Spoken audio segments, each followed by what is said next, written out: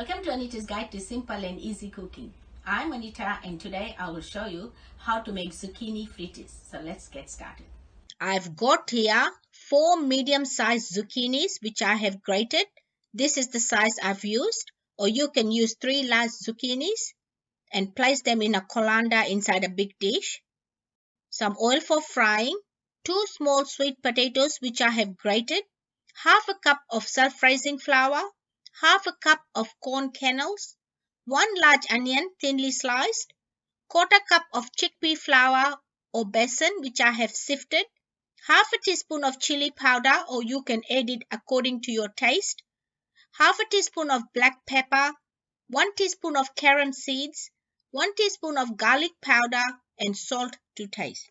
Take a grated zucchini, add 1 teaspoon of salt, mix it well and let it rest for 10 minutes. Excess liquid will come out of the zucchini and you will get crispy fritters. After 10 minutes, use the back of a spoon to squeeze excess liquid by pressing it down and transfer them into a big dish. Add grated sweet potato, corn kernels, onions, garlic powder, pepper, chili powder.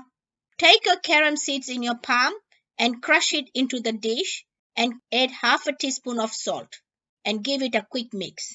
Now add your self-raising flour and chickpea flour and mix it well to combine using a spoon.